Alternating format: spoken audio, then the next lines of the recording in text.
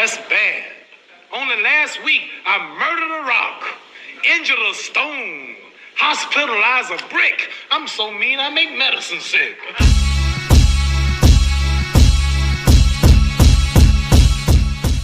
What's up, fight fans? This is Kurt DeVille with Counterpunched Boxing News, and I have some new news concerning Filip Hrgovic, Daniel Dubois. That's right. Prediction day, prediction day, prediction day. Here's the prediction between Daniel Dubois taking on Filip Hrgovic, okay, and the keys of victory. And when we give this before we have to do the traditional tale of the tape.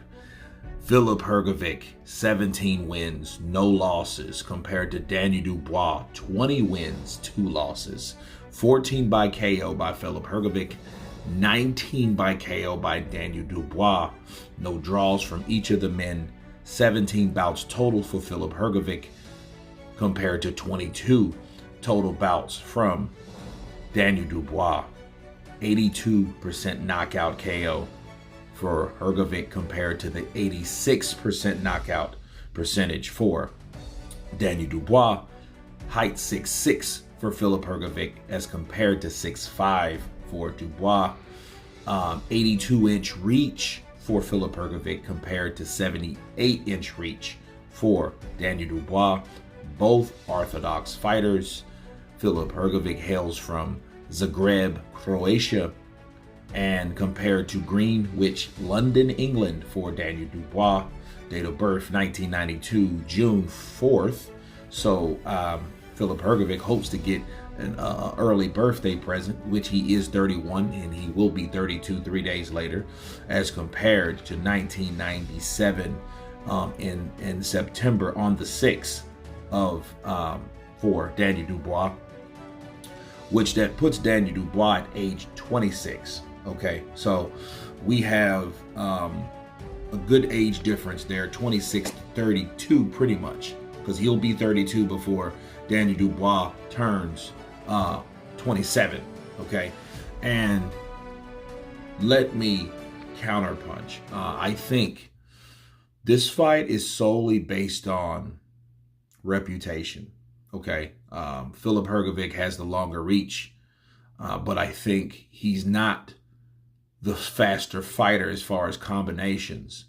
And one thing we've seen, and I liked from Daniel Dubois, and this is in his first loss, he likes to counter over a jab, whereas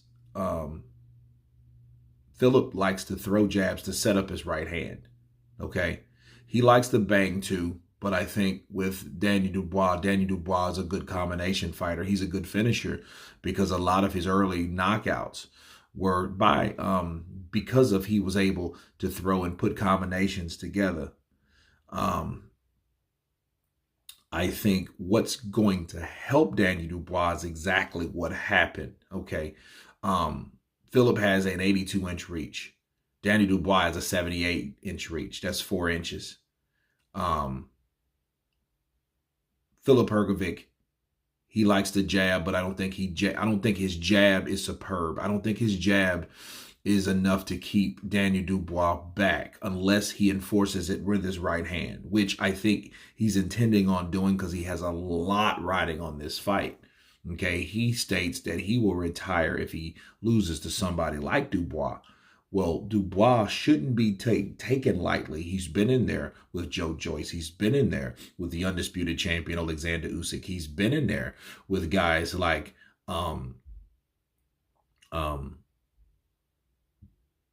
who else has he been in there with? Joe Joyce, Alexander Usyk, and Jarrell Miller. And one thing we know about Jarrell Miller gave Daniel Dubois an incentive. He gave him something to focus on. And I think the problem with Daniel Dubois isn't hard. I think it's his mentality.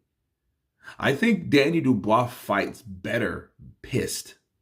And I think the more Filip Hrgovic, questions his balls and, questions his heart, which is his balls, I think that gives Daniel Dubois more of an incentive to knock him out. Okay. And I think, him getting hurt, if you look at Daniel Dubois, Kevin Ladana, he got caught with some good shots. But I think if Filip Hrgovic expects, just like Jarrell Miller expected, for Daniel Dubois to take a couple shots and go down, I think you're mistaken. I don't think that will happen. I just wonder the accumulation of punches, will that affect his mindset? Because that'll affect anyone's mindset if you keep getting hit again and again and again and again, especially when fatigue is also settling in. Daniel Dubois, I think, we've seen Filip Hrgovic hurt as well. So both of these guys can get hurt. Daniel Dubois can crack. Look at his knockout percentage. He can crack. That means, ask Jarrell Miller and company. Ask Joe Joyce. Joe Joyce will tell you, that he can crack. Ask Alexander Usyk's balls.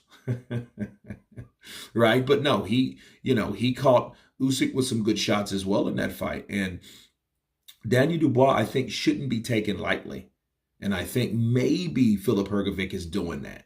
He's putting it all on the line, but he's doing it boastfully because he has maybe too much confidence that he just will stop Daniel Dubois with easy effort. And I don't think he should do that. I think he should set up his right hand, and set up Dubois coming in because he has the longer arms. If he can hit the target by timing, because he may not be as fast as Dubois, but he may be able to time Dubois coming in. Okay, so Dubois can walk into something because he's going to have to, because he's eager, because he's mad. Okay, but this isn't Jarrell Miller.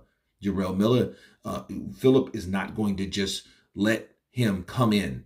He's going to use those long arms. He's going to set up the right hand. He's going to attempt to set up the left hook, and another right hand. He's going to do those things. Probably an uppercut will be, a factor in this punches because he's an inch taller.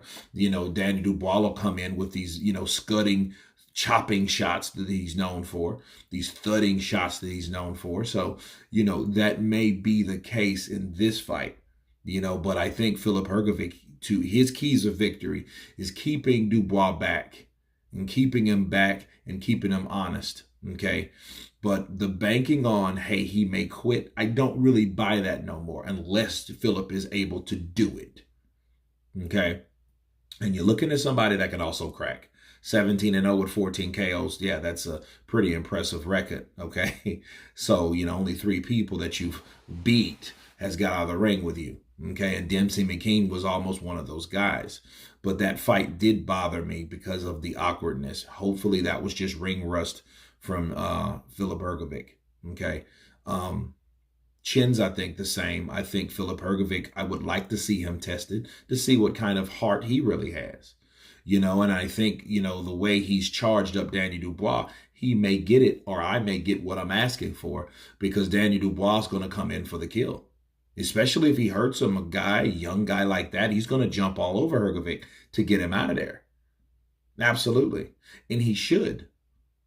Because Filip Hrgovic is a guy, since he has the longer arms and he's not the fastest guy in there, I don't think, he's vulnerable to getting attacked shorter range, and Daniel Dubois is more effective because he has shorter arms. So if he can get past the defense of Hrgovic, Hrgovic may be put in a situation where, he's can't defend himself like he would like to, or share exchanges with someone that has shorter arms. That's never a good idea.